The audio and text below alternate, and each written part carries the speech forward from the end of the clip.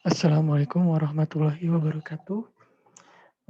Saya Fadli Ahmad Febriana dari kelas Matematika B, NIM 120701083. Nah, di sini saya akan menjelaskan mengenai materi aljabar elementer sebagai salah satu tugas dalam memenuhi tugas dari dalam mata ujian tengah semester mata kuliah aljabar linear elementer. Di sini yang menjadi topik pembahasan adalah mengenai matriks dan sistem persamaan. Sistem persamaan linear adalah suatu kejadian di dunia nyata yang disajikan dalam beberapa persamaan linear atau berpangkat satu dan akan membuat sistem yang saling berkaitan dengan tujuan mendapatkan solusi, yaitu menemukan nilai dari setiap variabel, yaitu nilai variabel seperti X, Y, ataupun Z, atau semacamnya yang tidak diketahui nilainya. Nah, di dalam SPL ini memiliki bentuk umumnya, yaitu seperti ini. A11X1, A12X1, A13X3 sama dengan nilainya ini adalah sebuah konstanta, di mana di sini adalah dengan elemen X ini adalah sebuah nilai variabel, yaitu nilai yang tidak diketahui atau nilai yang mungkin akan kita cari. Lalu di sini ada A, sebuah koefisien, yaitu faktor konstanta dari sebuah variabel.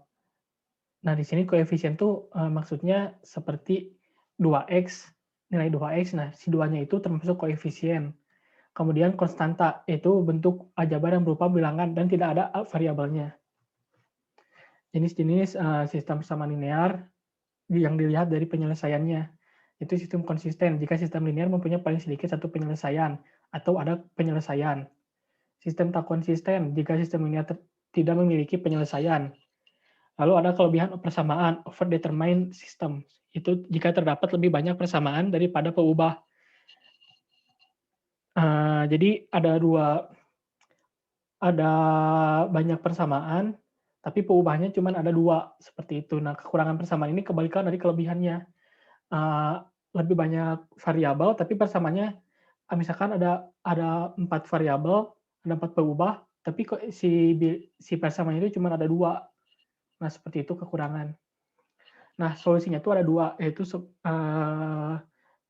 untuk menemukan sebuah nilai dari setiap variabel, yaitu dengan menggunakan substitusi, yaitu memasukkan nilai satu variabel ke persamaan lain, atau eliminasi, atau mengenalkan koefisien dari variabel, ataupun ada eliminasi substitusi, yaitu menemukan nilai dieliminasi dulu untuk menemukan suatu variabel yang pertama, lalu nilainya itu mensubstitusikan ke salah satu persamaan yang ada. Lalu yang ada juga yang namanya operasi baris elementer atau OBE. Itu yang pertama ada pertukaran dua baris, yaitu lalu mengalihkan suatu baris dengan bilangan real bukan nol, terus mengganti suatu baris dengan hasil penyebelahannya dengan kelipatan dari baris lain. Nah, ini adalah salah satu metode dalam penyelesaian operasi baris elementer. Lalu ada sistem segitiga. Nah, sistem segitiga ini koefisien-koefisien dari K berubah yang pertama dalam persamaan ke K semuanya 0 dan koefisien dari XK adalah bukan 0. Lalu ada matriks koefisien dan matriks perluasan. Nah, matriks koefisien ini adalah matriks yang entry-nya disusun dari koefisien variabel pada suatu sistem persamaan linear. Lalu ada augmented matrix, matriks dari koefisien sistem persamaan linear dan menambah kolom yang entry-nya adalah bilangan di luas kanan dari sistem persamaan linear. Nah, augmented matrix ini sebelah paling kanannya itu adalah nilai dari konstanta dari si persamaan tersebut. Nah, ini adalah contoh soal. Ini adalah contoh soal dari sistem kebalikan matriks, sistem kebalikan sistem persamaan linear. Nah, seperti ini ada didapatkan nilai X1 min 3X2 sama dengan 2, lalu 2X2 sama dengan 6. Nah, di sini kita bisa menyelesaikan dulu dari nilai yang paling bawah, yaitu 2X2 sama dengan 6. Di sini X2 sama dengan 6 per 2, X2-nya didapatkan nilai 3. Lalu si nilai 3 ini kita substitusikan ke persamaan yang pertama untuk mendapatkan nilai X1-nya. X1 min 3X2 sama dengan 2. X2-nya sudah ditemukan, jadi X1 dikurangi 3 dikali 3 sama dengan 2. Itu didapatkan nilai X1-nya adalah 11, yaitu X1 dikurangi 9 dikurangi 9 sama dengan 2. Nah, negatif 9-nya itu dipindahkan ke ruas sebelah kanan yang sama konstanta. Karena negatif jadi positif, 2 tambah 9 sama dengan 11. Jadi ditemukan X1-nya 11. Jadi himpunannya itu penyelesaiannya itu 11,3. Lalu dari ini juga sama sih, sama aja, cuman ada 3 persamaan. Yang pertama 3x3 sama dengan 9, 9 bagi 3 sama dengan 3, x3-nya didapatkan nilai 3, substitusikan ke nilai ini, ke nilai yang persamaan atasnya. Nah, jika sudah dimasukkan 2x2 tambah 3 sama dengan 5, didapatkan nilai x2-nya itu adalah 1. Nah, x2-nya sudah ketemukan 1, x3-nya sama dengan 3, lalu dimasukkan ke persamaan yang pertama. X1-nya ini belum ditemukan, X2-nya 1 tambah 3. Sama dengan 1 tambah 3 itu adalah 4. Nah, 4 ini, X1 tambah 4, karena 4-nya positif, pindah sini jadi negatif, jadi X1 sama dengan 8 kurangi 4, sama dengan X1 sama dengan 4. Didapatkan nilai X1-nya 4, X2-nya 1, dan X3-nya adalah 3. Lalu ada juga bentuk echelon baris. Nah, bentuk echelon baris ada juga namanya baris poros dan jadi sini variabel. Di sini baris poros itu adalah baris yang mengandung elemen poros. Nah, lalu ada juga jenis-jenis variabel, lead variabel. Variabel berkorespondensi dengan elemen-elemen bukan nol pertama di setiap baris dari matrik yang diperbesar. Kemudian ada variabel bebas. Variabel selebihnya berkorespondensi dengan kolom-kolom yang dilonjati pada dalam proses reduksi. Ada echelon baris. Echelon baris ini diselesaikan dengan metode namanya metode Gauss. Kita jelaskan dulu apa itu echelon baris. Echelon baris itu adalah entry bukan nol. Pertama dalam setiap baris adalah 1. Nah, jadi misalkan entry pertama di setiap baris itu harus angka 1. Jika bukan angka 1 itu bukan termasuk echelon baris. Lalu jika baris K tidak seluruhnya mengandung 0, maka banyaknya entry 0 di bagian muka pada baris K tambah 1 lebih besar dari banyaknya entry 0 di bagian muka pada baris K. Kemudian jika terdapat baris-baris yang entry-nya semuanya adalah 0, maka baru baris ini berada di bawah baris-baris yang memiliki entry-entry bukan 0. Jika misalkan ada matriks 3 kali 3, baris pertama itu misalkan ada perubahan 1, 0, 0, 0. Lalu di bawahnya pun 0, 1, 0, 0, 0. Nah, jika mau 0 semuanya itu di baris ketiganya. Nah, itu nilainya harus 0 semua. Seperti itu. Nah, dalam penyelesaian echelon baris ini menggunakan metode eliminasi Gauss. Nah, eliminasi Gauss ini adalah proses menggunakan operasi-operasi baris elementer untuk mengubah satu sistem linear menjadi sistem yang matriks diperbesarnya dalam bentuk echelon baris. Nah, di sini echelon baris eliminasi Gauss ini tentunya untuk mendapatkan nilai agar mendapatkan nilai si nolnya itu segitiga bawahnya itu 0, segitiga atas juga sama dengan 0. Seperti itu. Lalu nilai-nilainya itu diubah lagi ke sebuah sistem persamaan, lalu diselesaikan dengan menggunakan metode kebalikan atau eliminasi substitusi. Nah, ada juga di sini echelon baris tereduksi. Echelon baris tereduksi itu sama saja seperti echelon baris biasa, namun di atas nilai satu utamanya itu harus berupa nilai angka 0. Jadi angka satunya itu harus membentuk diagonal 1. Atau tidak diagonal pun tidak masalah, yang penting baris pertama, entry pertama itu 1, baris keduanya itu sebelah kanannya itu 1, di ketiga juga sama dengan 1, seperti itu. Nah, nanti setelah itu si nilainya itu akan langsung didapatkan jika menggunakan eliminasi Gauss-Jordan, seperti itu. Karena kan kalau misalkan eliminasi Gauss, nilainya itu harus disubstitusikan lagi, harus ke sistem persamaan, lalu diselesaikan substitusi eliminasi. Sedangkan eliminasi Gauss-Jordan tidak perlu, karena nilainya sudah didapatkan, seperti itu. Nah, di sini contoh echelon baris tereduksi. Di sini menggunakan arus lalu lintas. Nah, di sini nilai ada perempatan A, B, C, dan D. Di sini X1 tambah 450 adalah ini dan ini, yaitu yang mengarah ke si perempatan A. Sedangkan X2 tambah 650, ini sama ini, itu yang keluar dari perempatan A. Ini pun sama perempatan B, C, D.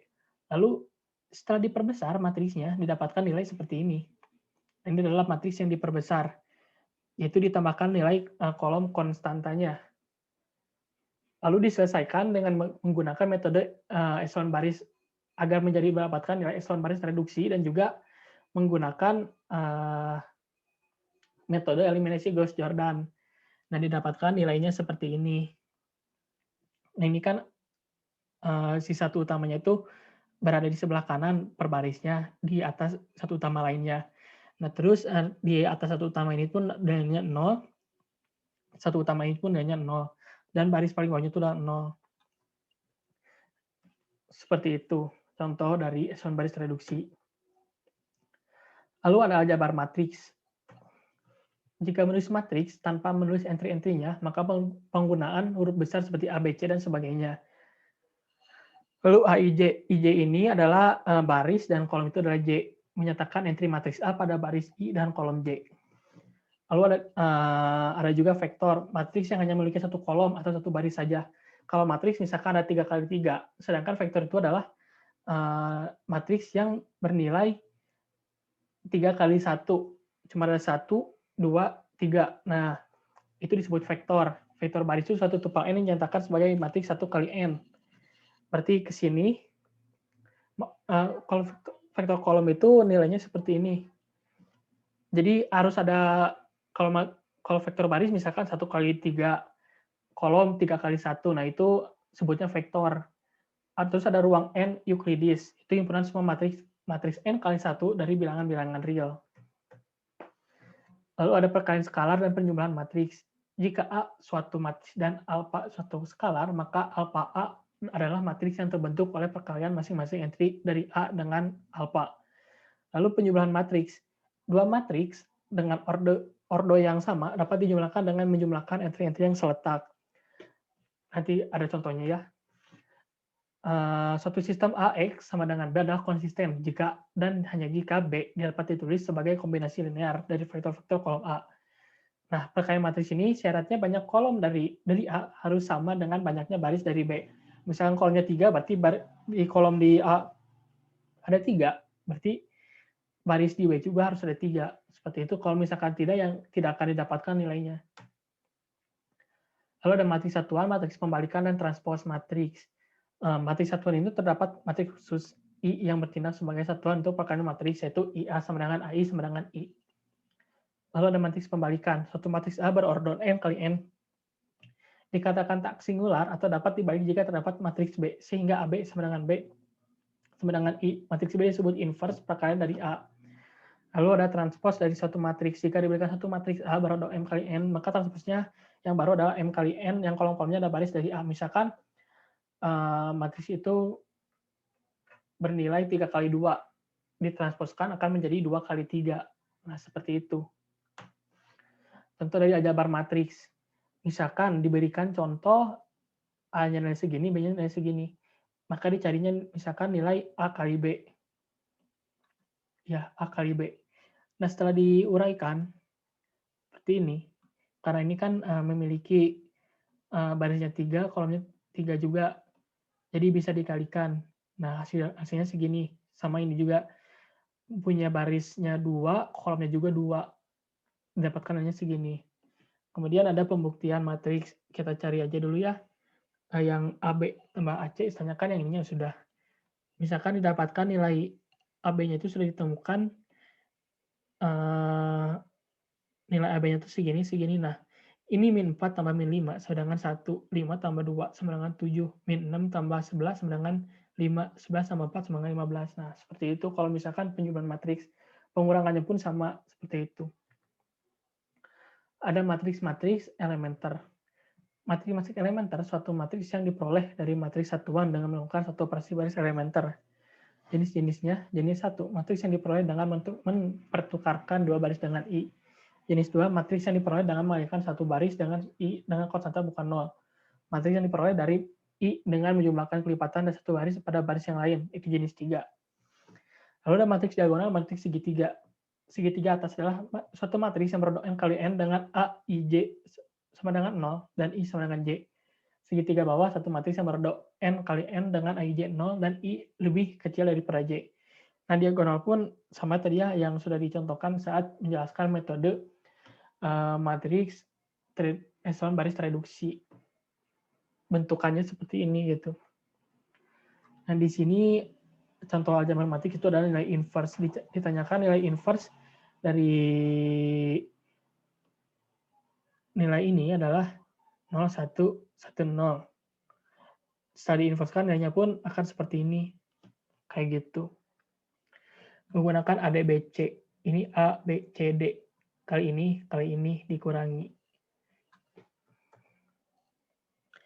Lalu sebab terakhir adalah partisi matriks. perkalian blok A, matriks M kali N dan B. Matriks N kali R digunakan untuk mengadakan partisi dari A dan B dan menyatakan hasil kalinya dengan submatriks dari A dan B. Contoh, nah seperti ini, partisi matriks ini digunakan untuk mengalihkan dua buah bilangan matriks. Matriks ada diberikan contoh misalkan matriks A dan B. Nah, dengan jumlah baris dan kolomnya itu banyak. Jadi kita dipecah-pecah, dibuat menjadi sebuah partisi-partisi. Nah, seperti ini. Nah, untuk mempartisinya itu sesuaikan dengan syarat perkalian matriks, yaitu kan baris sama kolom itu sama. Misalkan ada tiga baris, kolom itu pun ada 3. Nah, ini pun matriks A2B2 pun sama gitu. Yang pertama itu ada nilai 0001, 010 berarti sampai sini, dikalikan dengan nilai ini. Kan ini barisnya sama, kolomnya sama. Mendapatkan nilai segini. Ini tuh termasuknya A1, ini B1. Yang B2-nya ini nih. Ini. Dan B2-nya ini. Setelah dikalikan dapat nilainya segini. Terus dijumlahkan si nilai, tidak dijumlahkan, tapi ya dijumlahkan si nilai ini sama si ininya tuh. Dijumlahkan nilai hasil kali dari A1 B1 ditambah A2 kali B2. Nah, mungkin cukup sekian ya dari saya. Terima kasih. Untuk referensi ini saya menggunakan dari buku S.J. Leon dan juga beberapa materi dari buku Howard Anton. Wassalamualaikum warahmatullahi wabarakatuh.